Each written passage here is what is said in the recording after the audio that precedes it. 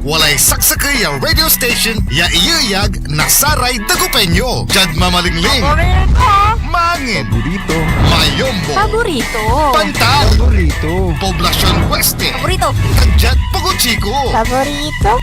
Aya, so 88.1 Radyo Pangasinan. Popular sa balita. Popular sa musika.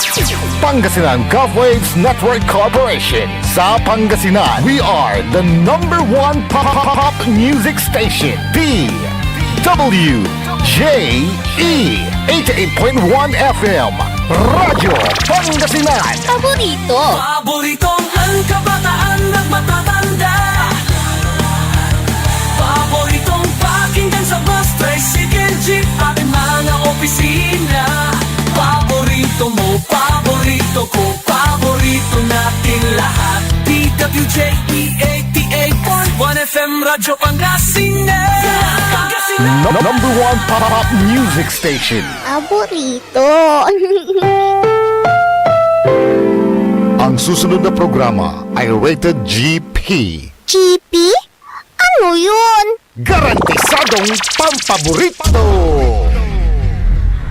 Ang inyong mapapakinggan ay isang bayad na programa. Anumang opinyon, balita o pahayag ay walang kinalaman ang himpilang ito. S.P.M. Saray Balitan Matua ed Radyo Pangasinan. Programan magipasabi na Saray Matuan nagagawa ed Balay, Probinsya, Bansa, Tanjat Intiron Mundo. S.B.M. Saray Balitan Matua ed Radyo Pangasinan. Kaulok, Kantabayo, say Lawas Karo, tangka paborito yo. Joseph Kanilang Bakani. S.B.M. Saray Balitan Matua ed Radyo Pangasinan. Lunes hanggang Biyernes, alas 9 hanggang alas 10 na kabuwasan. S.B.M.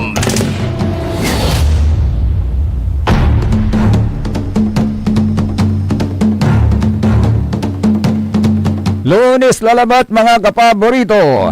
Wadya lalamat so Saray Balitan Matwa. SBM say kabusol na Saray MBTF managbalitay tila tan fake news. Nakaulop na nakaantama yung lalamat. So lawas yun kaaro, lawas yun kapaborito JCB Joseph Kanilang Bakani. Dead technical side, kaulop tayo tatong tanagagik si Mr. E&D Engineer Nixon Dakal.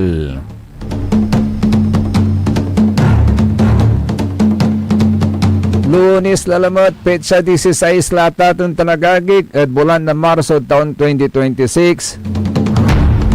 Apaldo lalamat sa bulan na Marso, nagunuyan Abril lalamat. Gaylay pulas na agawan to. Happy Fiesta sa bayan ng Mapandan. Thank you sa napakagandang t-shirt. Ayan, Pandan Festival. Thank you po Mayor Carl Christian Vega ng bayan ng Mapandan and to the people of Mapandan, wonderful people of bayan ng Mapandan. Maraming salamat po, ha? Mamayang gabi po ay gabi ng pasasalamat, ha? And when you say it's gabi ng pasasalamat, pasasalamat is i-acknowledge mo, iramay totoo, iramay taga Mapandan who in one way or another ay tumutulong, nakakatulong sa progreso ng bayan ng Mapandan. Sila yung mga taong who charted the progress, ha? Who charts the progress of bayan ng Mapandan. Siyempre, nangunguna na po dyan si Mayor Carl Christian Vega and with the support of the Sangguniang Bayan and the people of Mapandan, lalong-lalo na yung mga balikbayans. Congratulations! Actually, nung isang araw ay natapos na po yung first and last canvassing ng Mrs. Mapandan International 2026. At yan po ay matagumpay na naisagawa. At kung saan pinakita ang mga kandidata, yung kanilang sipag, suporta sa komunidad, at maging yung kanilang dedikasyon sa paligsahan. At ito po yung naging resulta ng canvassing. Ang naging second runner-up ay si Miss Jonabel David Langit.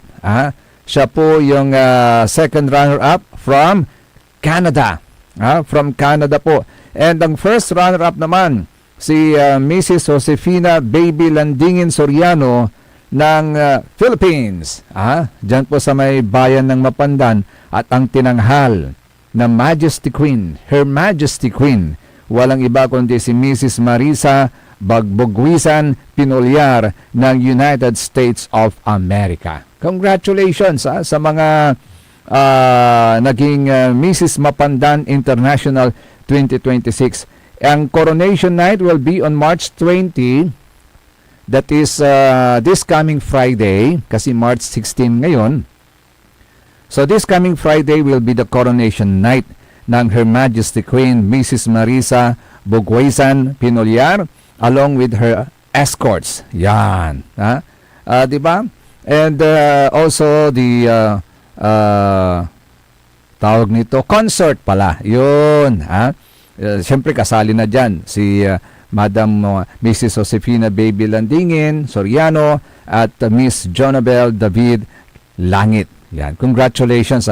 Alam po ninyo yung proceeds, yung proceeds po ng Mrs. Mapandan International 2026. Kung hindi po ako nagkakamali, yan po ay pinaliwanag na po nung mga nakarang araw ni Mayor Carl Christian Vega, na kung saan yung pundo will be used sa pagpapatayo ng isang dialysis center. For the first time, ang bayan ng Mapandan, kahit maliit na bayan, ay magkakaroon na po ng kanyang sariling dialysis center. And bilang isang mayor, ang participation naman ni Mayor Carl Christian Vega is that his family will be donating a portion of their lot, family-owned lot at ating Tanagagig, courtesy of Mr. Midarlo. Sir, good morning. Magandang umaga po sa inyo. Siya po yung father ni Mayor Carl Christian Vega, and hindi ko na maalala kung ilang meters yung idodonate para sa pagpapatayo ng dialysis center. Congratulations sa bayan ng Mapandan. Imagine, small town ay magkakaroon ng isang dialysis center. Aba, maraming dinaig. Agaunta na tatang Tanagagi ka. So, happy fiesta sa bayan ng Mapandan. Ongoing po yung mga activities po nila. And congratulations sa mga tinanghal ng Mrs. Mapandan International 2026. Sa Barangay Dulag din, congratulations din. They will soon celebrate their own barangay fiesta. Nankaroman, agaylay kulida. Agaylay kulida agagik, manlilinis lara, mampapalin lara na sara may marikandalan. Nagkaroon na sila ng grass cutting activity in preparation for the celebration ng Jesus Nazarene, kapiyasahan ng Jesus Nazareno, dyan po sa Barangay Dulag, Binmali, Pangasinan. Sabi ko nga, mabuti na lang yung mga barangay officials po dyan sa Barangay Dulag ay nakakaintindi sa principle of the separation of the church and the state. Akin abitlakta na tatong Tanagagig, aliwan singadyad may sakya barangay ditan, bitlang kula barangay Basing. Ayaki. Amay antuyay tawag dad sayay. Agni amo makapantatalusan. Tano akin, wala man lang ti susamay sulat. Sulat na say sangguniang bayan, address at simbahan na tatong Tanagagik, papa apiranganda, inimbitanda, so samay Paris priest tayo si Father Jaime Quinto, unapirang, at sangguniang bayan. For no akin, wala man jay so impawit da sulat da, basan ko atatong tanagagik, if I may, ito yasay kwanto dya agagik, at Reverend Father Jaime Quinto Jr., Parish Priest, Jesus Nazarene Parish, Barangay Dulag, Binmali, Pangasinan. Dated March 4 po ito. Dear Father Jaime Quinto, greetings of love and peace. Kantumat, this pertains to the privileged speech delivered by SBM Bismarck Valerio and Liga President Roberto Mirera Jr. Mukhang sila lang yatang marunong magsalita dyan, si SBM Bismarck saka si Liga President Mirera, Butch Mirera Jr. Akin ko nyo, ayala may basak mo, sulat ng saman at sa may eleksyon na walay nanalakan, ang may tawag dad sa ay amansyaan na controversy, may eleksyon niya agawan na sa senior citizen ditan at bali na binmali sa imalaging mo dyan ang ito na privilege speech to the same person, duwara may councilor titan and of course Councilor Ariel de la Concha, watan matatatong tanagagik, pero si Karayay makulin man salita, kanyan sekonda jay. During the privileged hour of the Sangguniang Bayan's regular session at atong tanagagik held on March 2, 2026, in their respective speeches, they raised concerns regarding issues being encountered by certain churches, chapels, kapilya in Barangay Basing sa Kilabat. So kapilya diman kanya na may certain churches kanyo chapels sa Kilabat, and other barangays, wala ni arum other barangays, okay, within the municipality, okay. Specifically, the concern relates to the alleged taking of possession of the land on which the church or chapel stands, notwithstanding the fact that the structure was established through the collective efforts and voluntary contributions of the barangay residents without financial assistance or expenditures from the parish. This matter, was referred to the Committee on Ordinances, Laws, Rules, and Regulations of the Sangguniang Bayan. Actually, tapian mas malinaw at sikatayin amin at atong tanagagik, no, ang tutay babagata, taking. Actually, there is no taking of the lot to speak of. There is no taking of the lot to speak of. Sikatutay malinaw. Atan niya chapel at atong tanagagik di tanad Barangay Basing, walay singa deed of sale tutan, atan at atan niya property sinaliwitan, pangipaalagayan na Satay Chapel. It was headed then by the Hermanidad Association, represented by Auntie Benita Basat Tulalian, tan si Mr. Gregorio Sison, si Kararaya so ang idaulo ng saman na Satay Hermanidad Association at Barangay Basing. Now, there is a declaration of real property ditan, say kwanto jay say owner, Chapel of San Isidro Labrador, Basing, Binmalay, Pangasinan. So, say owner is Chapel of San Isidro Labrador, Basing, Binmalay, Pangasinan. It is not even owned by the Barangay Council of Barangay Basing, but it is owned by San Isidro Labrador. Natan, ang tatayo at atong tanagagik,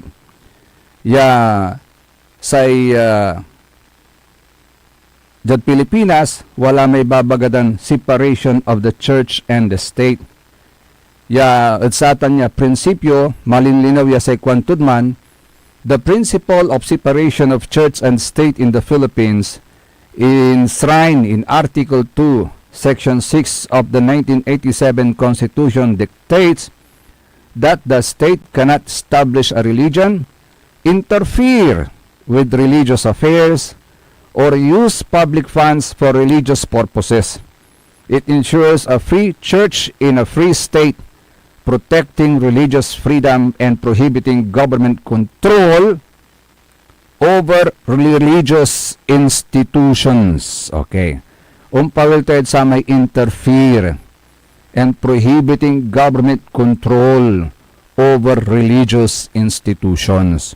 Wala kasi agawan instance ditan at barangay basing at atong tanagagi at bali na binmalay ya nan-elect era nan-erna ermandad sa dating ermanidad ditan, president na ermanidad ditan at sa kayaman sisirbi at simbaan ta sikatutan la so samay singa nakaugalian lanti at atong tanagagik ya no jad barangay ya sakop na gobyerno sa mangidadaulot sa barangay officials, elected barangay officials. Jad simbahan, wala mo't iraramay BEC ya tatawagan.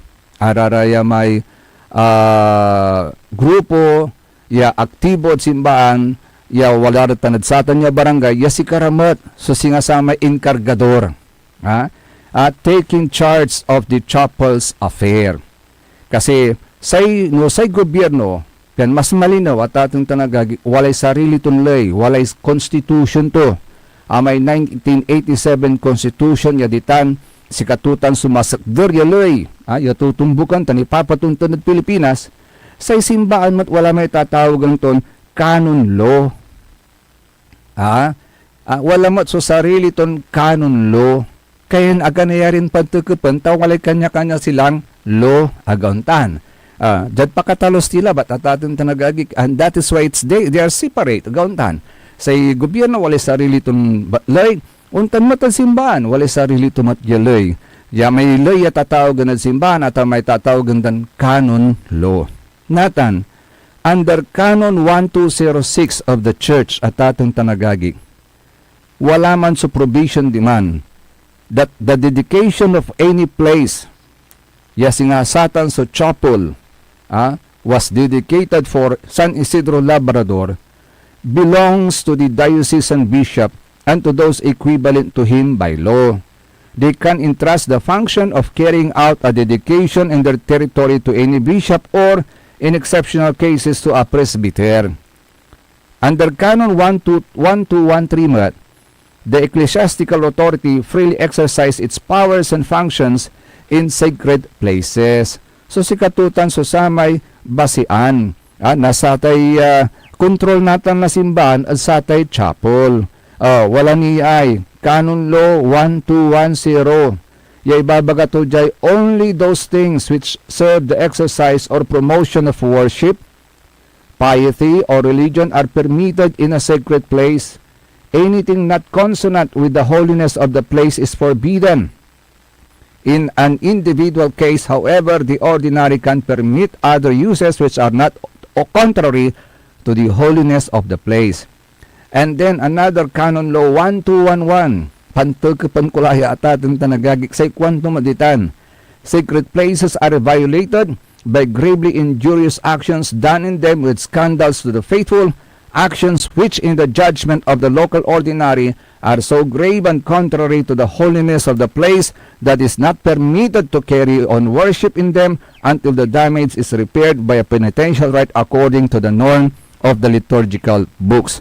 So sa gabay tinibaga, since Atana Chapel was dedicated for San Isidro Labrador, wala lasing nga direct control na sa simbaan ditan.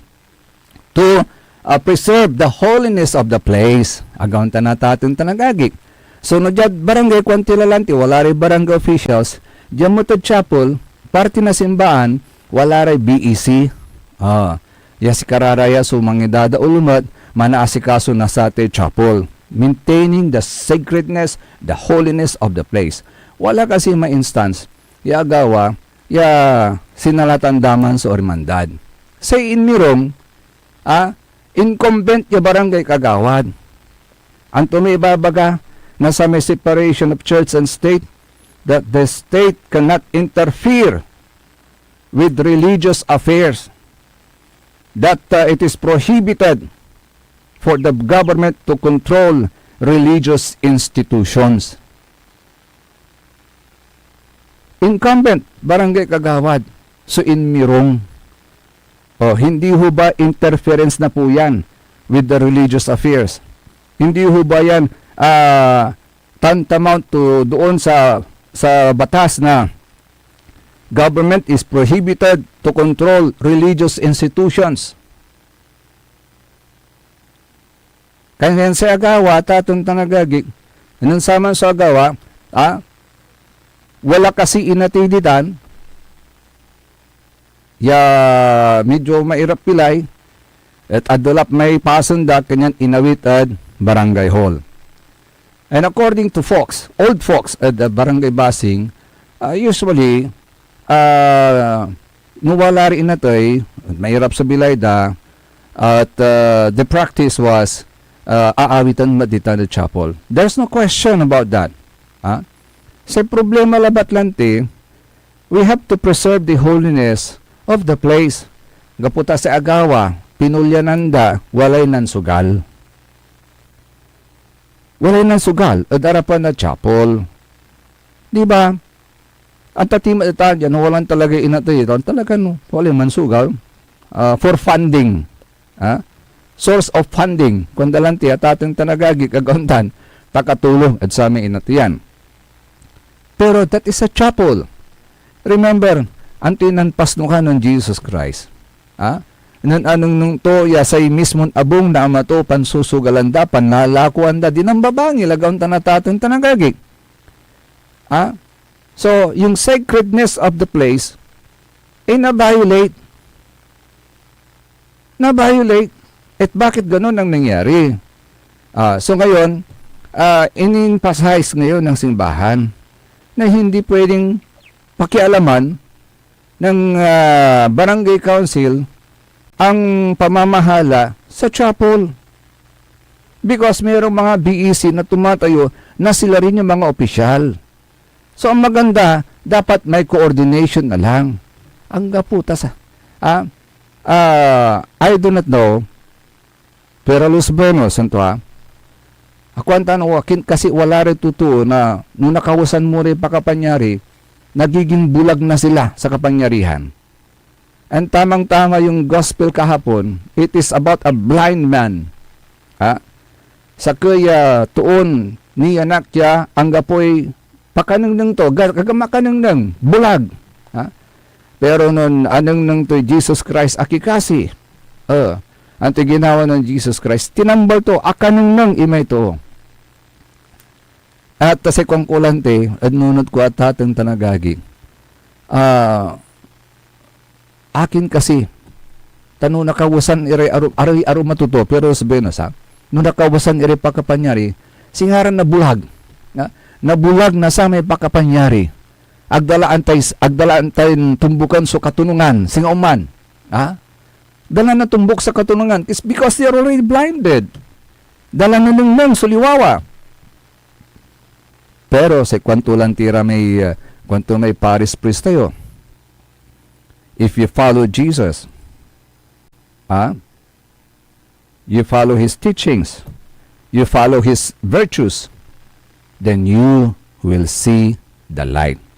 And when you will see the light, nanang mo so katunungan, nanang mo'y katunungan, nanang mo'y katuan, na there is indeed a separation of the church and the state, that the government cannot interfere with religious affairs, and that it is the duty, yan o inar at ating tanagagik under this principle, there is what you call a free church in a free state, protecting religious freedom and prohibiting government control over religious institutions.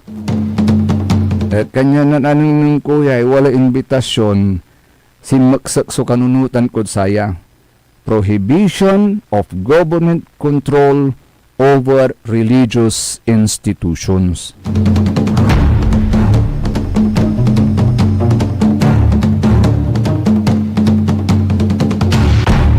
Do not be blinded with your power.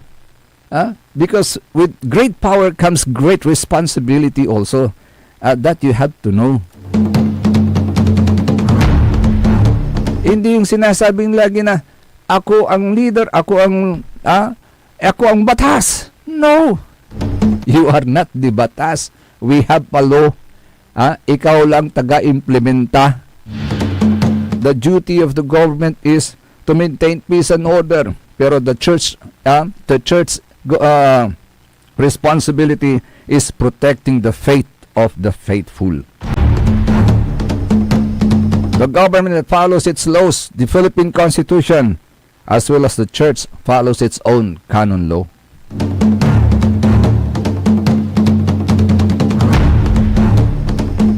Dugande. Ipaliwawat nila batatatin tanagagi ka. So the church, Atanso Chapel, it is under the name of San Isidro Labrador.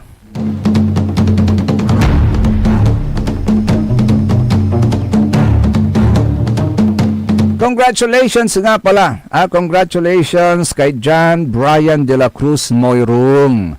Akapasagagik at Criminology Licensure Exam at saya 2026. Congratulations, John Brian. At ikaw ay binabati ng iyong mga proud parents. Si John Brian de la Cruz Moyrung.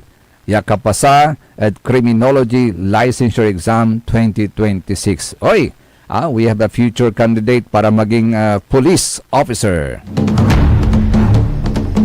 Untulay sa saray balitan matua, SBM sa ikabusol na saray MBTF, managbalitay tila, tan fake news, wadya nirepigaran pakabat tan paimano. Ang puta-putang Iran balita. Huwag niyo kong subukan. I am sorry. Kung walang kurap, walang mahirap. My God, I hate drugs. Mahiya naman kayo sa inyong kapwa Pilipino. Ang puta-putang Iran sunata. Dami yung Son, ang puta-putang Iran impormasyon. Aya, so #1 pop music station. DWJE 88.1 FM. Radyo Pangasinan. paborito.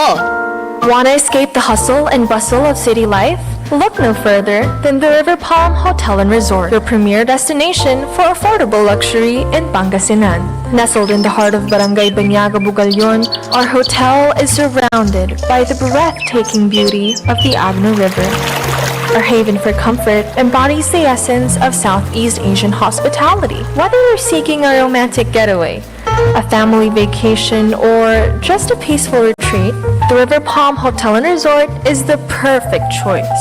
So what are you waiting for? Book a tranquil experience where unforgettable memories are waiting to be made. For reservations and more information, visit our Facebook page, River Palm Hotel and Resort. Your home by the river awaits you. Ngayong 2025 ay ang ika-100 taon ng pagbibigay serbisyong pangkalusugan ng Region 1 Medical Center bilang isa ng 1,500 bed capacity na ospital. Mas marami pa ang mapapagaling at buhay na madudugtungan ng ospital di lamang sa Pangasinan kundi sa buong Northern Luzon sa tulong ng 12 accredited residency training programs at 13 active specialty centers nito: Cancer Center, Dermatology Center, Eye Center, Heart Center, Toxicology Center, Burn Care Unit, Center for Mental Health, Acute Stroke Unit, Geriatric Center, Infectious Disease Center, Kidney Transplant Unit, Lung Center, at Trauma Center. Patuloy na mangunguna ang R1MC sa pagpapaigting at pagpapaibayo ng dekalidad na healthcare delivery hanggang sa susunod na siglo. 100 years of healing, compassion, and service. Region 1 Medical Center ang inyong partner sa kalusugan. Region 1, number 1. Asahan po ninyo ang dekalidad na serbisyo sa Region 1 Medical Center at ng Department of Health. Ito po ang inyong lingkod, Dr. Joseph Roland O. Mejia, ang inyong Centennial Medical Center Chief ng R1 MC. Sa bagong Pilipinas, bawat buhay mahalaga. Hindi ba napapansin ang inyong negosyo, mga kapaborito? Abay, magpa-advertise ka na! Dito sa DWJE 88.1 FM, Radyo Pangasinan. We are located at the 3rd floor of Jumel Building, A.B. Fernandez East, Tagupan City.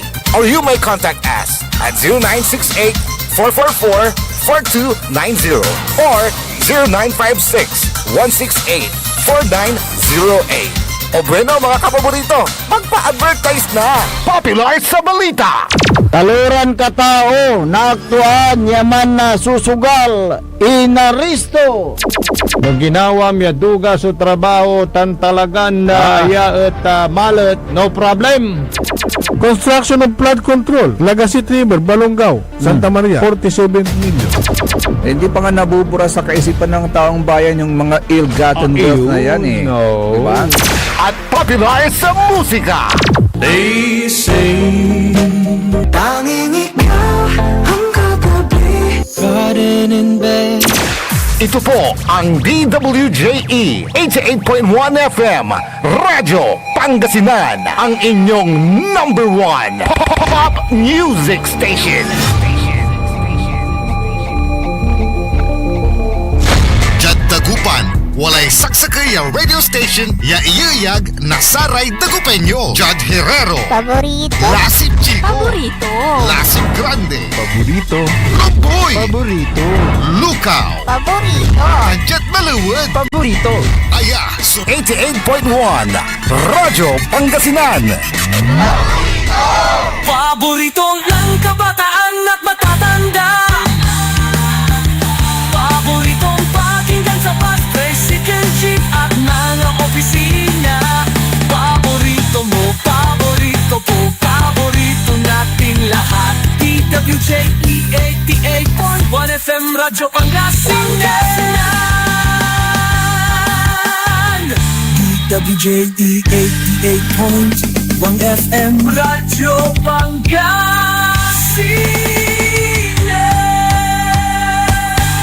Paborito.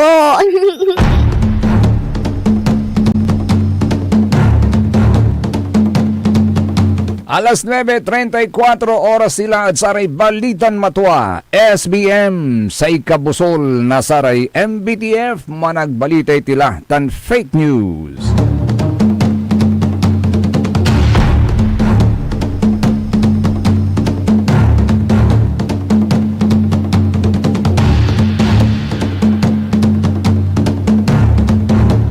Hello, good morning muna tayo kay Sir Maxi Solis. Good morning, Sir Maxi.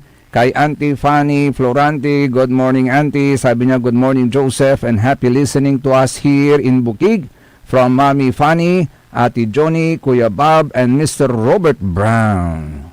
Hi, Mr. Robert Brown. Are you totally brown?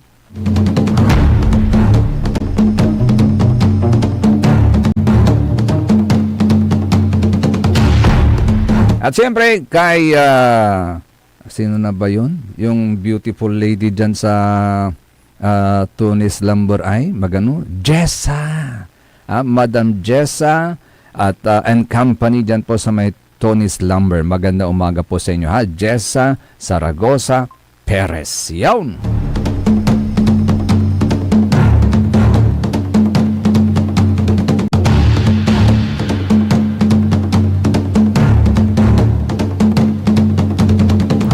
As an elected public servant, your journey is to serve the people and care for them with utmost concern. Oy, maganda yun ha.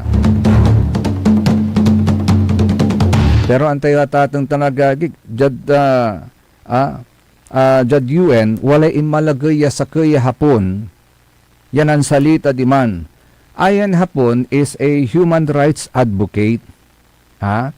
Sa kayan human rights advocate, imalagay natin na United Nations, yan ang salita. Antayon, antayon baga to, ha? Antayon, antayon mensahe to. Ay empasabi at United Nations na tatang tanagagi. Yan sa kaya Hapon. Ha? Imagine, ha? Hapon itan. Hapon. Ha? From Japan. Tayo mo lano, binilayo tayo Japan, sikat tayo Japan, taakin. Ha? San kayamanan tan, ya bansa at asyamot at ating tanagagi. Ha? At antayo nanti kwanto, dan imalagayan Hapon, di man inmarap at sa rekabyangan na United Nations. Ha? Sa imbaga to, di man at ating tanagagi niya ay, ha?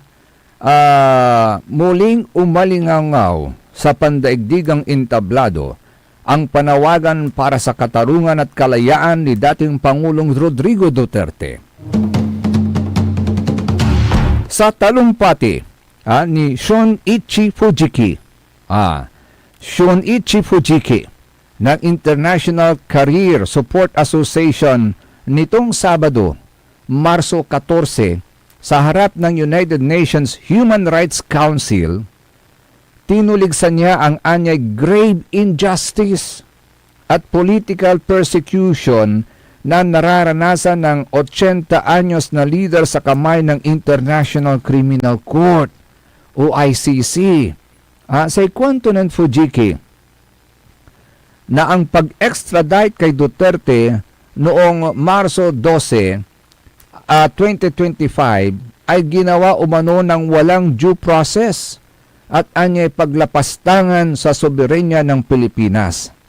Ang panawagang ito para sa dating Pangulo ay bahagi ng inisyatiba ng Republic Defenders for Peace and Unity upang dalihin sa atensyon ng mundo ang sitwasyon ng Pilipinas. Nanawagan ng grupo para sa humanitarian review at kaukulang pagpapalaya sa dating Pangulo dahil sa isyu ng kalusugan at umano'y kawalan ng mabilis na paglilitis. Doon lang tayo atatong tanagagik. So sa may mensahe tutan, Hapon, si Shunichi Fujiki. I now give the floor to the representative of the International Career Support Association. Thank you, Mr. President. I stand here to denounce a grave injustice. Rodrigo Duterte, 80 years old, former president of the Philippines, who bravely fought illegal drugs to protect millions, has been unlawfully removed from the homeland and held in the prolonged pretrial detention by the ICC in The Hague. This is a political persecution and not justice. The current administration extradited him without due process, bypassing Philippine courts and violating national sovereignty. He was extradited without any due process. Incidentally, since March 11, 2025, exactly 1 year ago today, this elderly leader has endured detention, separated from family and serious health issues. Global rallies and protests in The Hague and throughout the world demands the interim release, which has been unlawfully denied by the ICC 3 times. This over 1 year pretrial detention raises profound question about compliance with the Rome Statute's guarantees of human treatment and speedy trial. It is an affront to human dignity and the abuse of international justice for political ends. We urge this Council to demand humanitarian review and interim release of President Duterte. Justice must be fair, not a weapon against the people. The majority of the Filipino voice will not be silenced and depressed. Thank you very much. Si Katutan, imagine, Hapon, Hapon, sumangilalaban at sakay ya Pilipino, yawad man natan at ICC. Imagine that atatang tanagagi.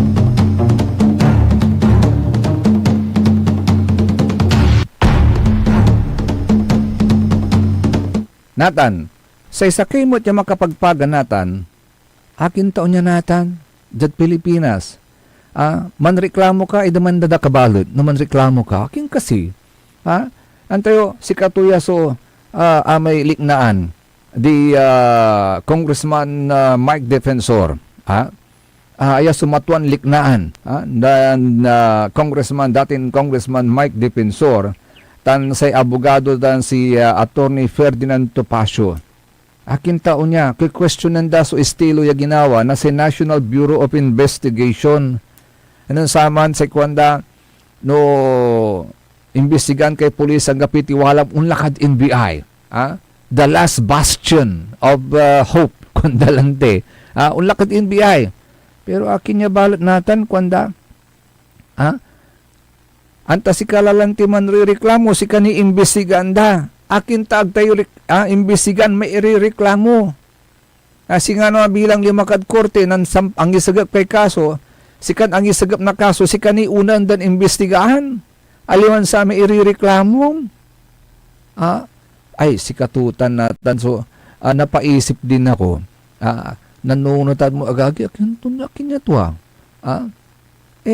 di pa dapat pag may reklamo, imbestigahan muna. O, pag lumabas sa reklamo mo na ikaw ay nagsisinungaling, di meron kang counter charges na isagap mo matad sama ang isagapad sa kanadimanda, gauntan. That's due process. Of course, although they have also the right to protect their name, irarami ang isagap na reklamo, gauntan. To may isagap na reklamo, for perjury. Pero yung mga taong nirereklamo, hindi naman iniimbestigahan. Dangalanti pa. Subalikasan na Attorney Ferdinand Topacio along with former Congressman Mike Defensor. Alam nyo, itong kinakataka ko nagulat ako. Kasi kami naman nag-cooperate. Di ba sabi ko, out of respect to the institution, may sabina, pumunta kami. Ang gusto po nilang gawin, ibukod ng isa-isa sa kanya-kanyang mga kwarto ang bawat isang subject ng sabina at tanungin. Hindi po pwede yun. Now we are trying to get statements na maaring self-incriminatory. Maari kasi I insist, wala kaming tinatago. That papasok na yung right to remain silent dyan. Kasi, with respect to the Marines, ayoko naman pangunahan si Atty. Baligod. Pero yung sinasabi nila, with all due respect to our NBI friends, na hindi daw custodial interrogation yon, titignan daw nila yung credibility. Kung sabihin nila hindi credible, is that not a crime of perjury na sasabihin nila? Di ba? Kaya very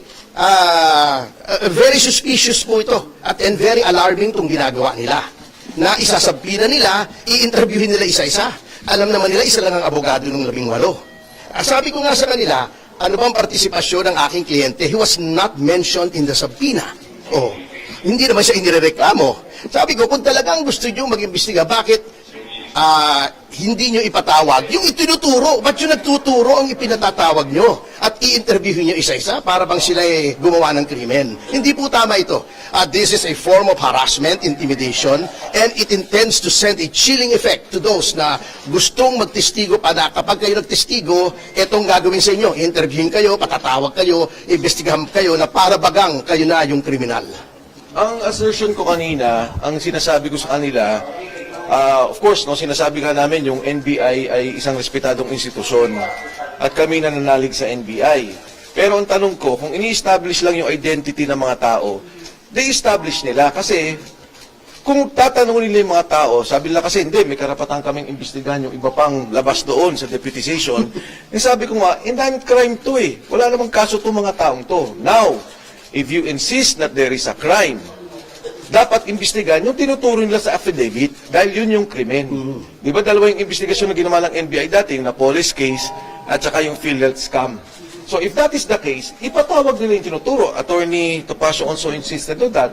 Sabi ko nga, kung magsasabi kayo ng tama at oo, na ipapatawag nyo si Sandro Marcos, ipapatawag nyo si Speaker Martin Romualdez, ipapatawag nyo si Pangulong Bongbong Marcos na nabanggit dun sa affidavit, yan, papayag kami sa totohanan at kabuang investigasyon. Pero kung iimbestigahan yung mga tao na nagsalita, anong krimen doon? Anong krimen ang nagawa nila? At anong krimen para imbestigahan ng NBI? Si katutan na tatin talagagi ka. So sa may matuan liknaan mo at James Ngao, di Attorney Topacio, tan si dating Congressman Mike Defensor. Antayo aramay dati mo yung miyembro na magdalo tan dating Marines. Dati mo yung miyembro na magdalo manayararaya. Antayo sekonda. At kaibadan dating Senador Antonio Trillanes, sekonda. At mariing itinanggi ng ex-marine ang paratang ni Trillanes na siya ay bumaliktad nung Oakwood incident. Dahil ang katotohanan ay nakulong siya ng 2 taon at nawalan ng 3 ranggo dahil sa pagsunod sa dating senador. Nagpahayag din siya na matinding sama ng loob dahil ang pinaglaban nilang prinsipyo laban sa korupsyon ay tila kinalimutan na ni Trillanes sa gitna ng mga testimonya na mismong ang dating senador na ang tumatanggap ng pera. Nya, sa balikastura yan, ex-marine, ya dati mo yung miyembro ng Magdalo. Huwag niyang sabihin na, bumaliktad ako. Napakasinungaling niya talaga.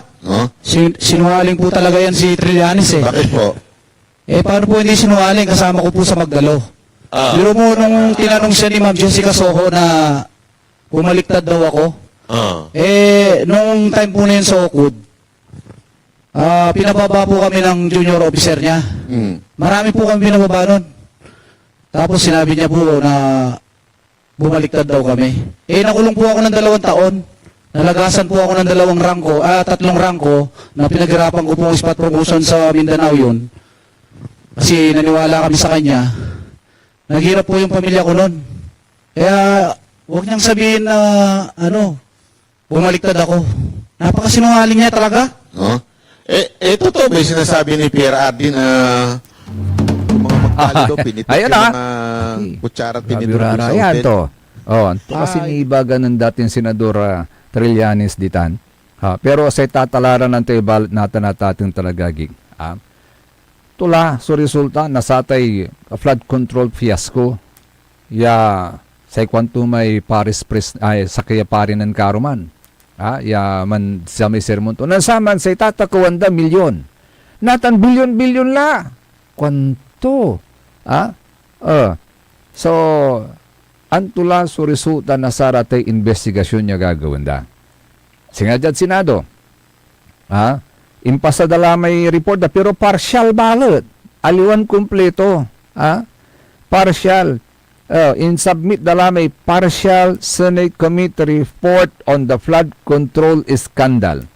Sa ipinirma Bam Makino, Risa Ontiveros, Kiko Pangilinan, Ping Lacson. Nang nangyumatan to, nang saman aliwan say kinatatong tanagagi kagauntan ng saraman ayarayan totoo yan nabibila tayo si karay makmaksil maingal yung lalaban kontra korupsyon tuan de di ba yung mga dilawans si karay makmaksil yung lalaban at korupsyon ng saman kaya nga napatalsik sa pwesto si former President Ferdinand Marcos Jr. Agauntan si kararay maksilya limaban ayaw nila ng korupsyon. Gontan. Bakit ngayon? Baliktad lang mundo. Baliktad sa mundo. Si Kararaya Sopian Mirma. Si Kwanda kaukulanday limarani. Tapian magmali ya Shamira. So ken magmali ya valid. So impasadan partial Senate Committee report. Pero agirapin Mirma irarami arum. Si Senator Alan Cayetano, Pia Cayetano, Bato de la Rosa, Chis Escudero, Jingo Estrada, Bungo, Lito Lapid, Loren Ligarda, Rodante Marcoleta, Aimee Marcos, Robin Padilla, Tito Soto, Erwin Tulfo, Rafi Tulfo, Joel Villanueva, Mark Villar, Tan Camille Villar. Pero wala rin taluran senador yan ng withdraw. Si JB Ejercito, Win Gatchalian, tan si Miguel Subire. So sa itapat natan, si pani kasi sumpirma.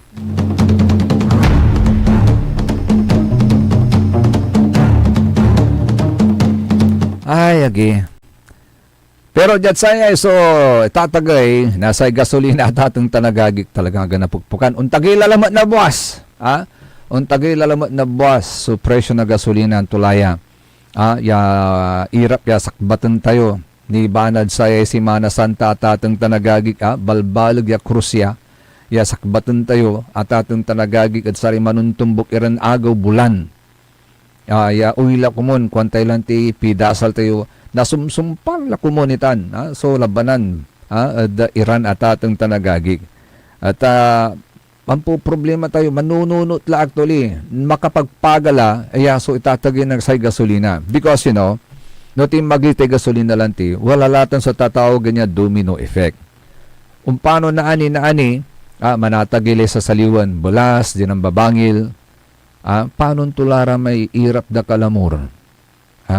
So, may mampadalan na sa may panangan, irap da kalamor, so, may antay may maminsan labatid sa kiago, yung mga irregula, ay niluto, baaw, at atong tanagagik, gauntan, ya panapagandang ni Sansansaki kamot, paano tula kasi, so panbilay da na ani, noon tagi ni suppression na bulas. May 20 pesos sa ibabagadang kanatan, kukug-kugi pantini, pigpigara labat, so sara, agauntan. Impormi sa dalatay, 20 pesos sa per kilo ya bulas, ang ganatan kulan to. Sa pagkasilawan mo labat, no wala ramay, ato may programa ng gobyerno natan, ya wala rin unlibor at kada barangay, baloy, kadiwa. Nalilingo. Di man kalabat makasaliw na 20 pesos sa kilo na bulas. Dyan kinay, regular market ay, ang tinasalimod 20 ay. Ang gapo. Ang gapo. Kanya si katutan sa makapagpaga at ating tanagagi. Natan, walay impawaya guideline na sa Department of Energy. Nanunutan yun kapikan manaaga, walay na interview ti dya.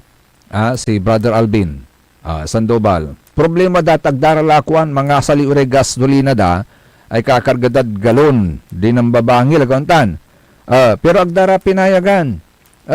At wala natin so guidelines na sa Department of Energy para sa wasto at tamang pagbili ng dami ng gasolina upang matiyak ang sapat at patas na distribusyon ng langis sa gitna ng pagtaas ng presyo nitong bunsod ng tensyon sa Middle East. Pinapayagan po ang paggamit. Dahil yun maong. Pinapayagan ang paggamit ng mga drum o containers sa pagbili ng mga produktong petrolyo kung ito ay gagamitin para sa mga lehitimong operasyon tulad ng pangingisda, sea transport, hospital at telecommunication generators at agricultural machinery. Kaya maaari rin itong gamitin ng LGU operations, paging, mga LGU, tani, may apituyawan tayo si Brother Alvin, di tanad binmaloy, si katutay problema da. Tanuan di, agra makabaliwad ilog, agra makasambot at laan da. Tanasigawan da, tay-tayon dami pilapil. Tapen makasabilabat irad sa may laan da. Pero sa isang kapulusan lalanti, unlugan irad baluto. Agauntan. Pero agdaramat lang tilakuan. May dilimad at sa may pigiagaw. Pero yan natan, So, maaari rin itong gamitin daw ayon sa Department of Energy ng LGU operations at iba pang negosyo basta't tugma sa kanilang historical consumption pattern.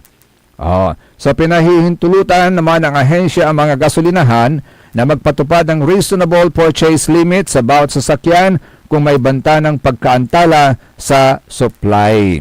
Nilinaw din nito na pansamantala lamang ang naturang hakbang at maaring alisin kapag naging normal na muli ang supply ng fuel. Kapigan. Ayagi. Let's learn again from the gasoline boy. Nakabat yun ni may gasoline boy from Mindanao? Ay walay paliwawa to lamat. At saya, dagalanti pa. Si Mr. Gasoline Boy. Ang sisikat yan natin yung kaalaman ko po sa oil price hike, minsan kasi may mga meeting kami, sir, regarding ganito, nagtatanong ako, sir, kailan magkakaroon ng price hike, ganito. Tapos turuan niya kung saan ako mag-monitor ng price sa world market. Because Caltex is owned by Chevron.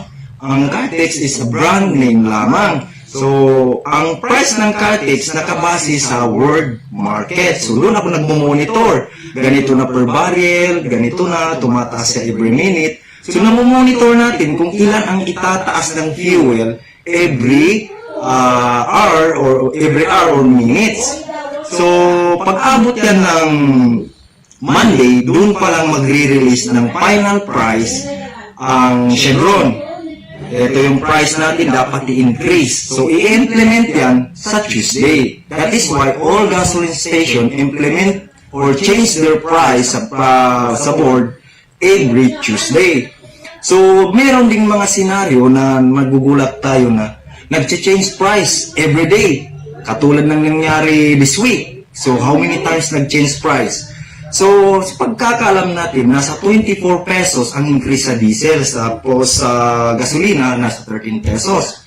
So, nag-meeting ang tatlong malaking fuel companies ng Pilipinas, which is the Shell, Petron, and Chevron, na huwag biglain yung increase sa gasolina kasi masakit sa bulsa ng mga motorista natin. So, first increase namin sa Monday, nasa 10 pesos, then sa Tuesday, 4.5, sa diesel yun. Paunti-unti para hindi masakit sa bulsa. So, as of now, we are not allowed containers to be filled up by the customer. Kasi meron kasi mga customer na nag-take advantage, no? Nasabihin na, mag-increase na next week. Kailangan natin mag-fill up na ganito. So, paano natin masiserve yung mga other customer na gusto pang bumili ng fuel kung natin yung mga containers nila? Pero there are some exception sa mga agriculture, sa Fisher Fox, at saka mga hospital. Kailangan natin din i-fill up. Miski mag-ano na sila, sir, kailangan namin ng ganito, galon, ilang galon. No? So, magpapaalam muna kami sa boss, sir, na may magtubi ganito, may mag-fill up ganito, ganitong opisina. So, titingnan namin yung background ng opisina kung it is essential to be fill up yung galon nila. Sabi niya, sir, okay na. Pero priority talaga namin yung mga ganyan. Kasi alangan naman dalhin nila dito yung bangka nila. Alangan dalhin nila dito yung generator nila na ginagamit nila, di ba? So, we allowed those containers na dinadala nila po. Yan. Likas yun, Magaling. Yan, si Mr. Gasoline Boy. Ay, by the way, hello, good morning kay Madam Emma Lipio. Sabi niya, good morning, Sir Joseph. Greet you pa, wifey. Then, Kagawad Jenny ng happy birthday si Madam Marcel. Ay, Madam Marcel, happy birthday, ha? Yan, si makulin kapisag na puso ng Kagawad Jenny Ditan at Barangay Basing. Kay Madam Arlene Cornelio, good morning. Sabi niya, good morning, Sir Bro, I'm watching.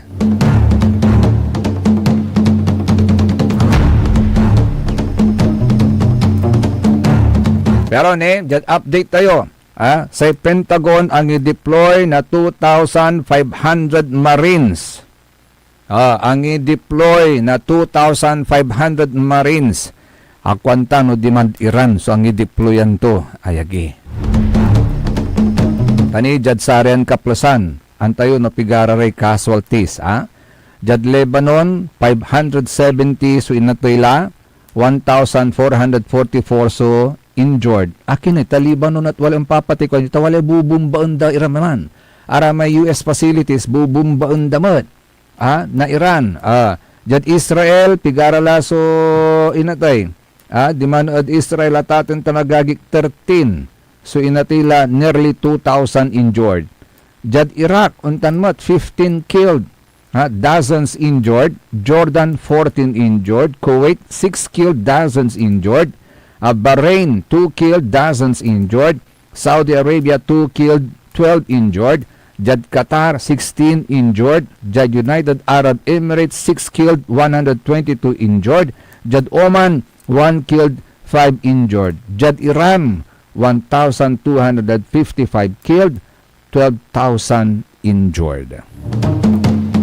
Ay, dasal tila ba't lagagik nasumsumpal layo kumun.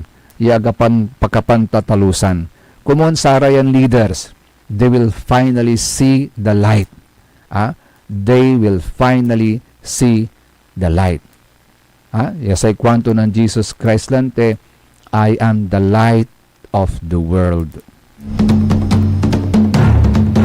Sana na makita rin nila si Jesus sa puso nila ito, Pinundun laya, yagi.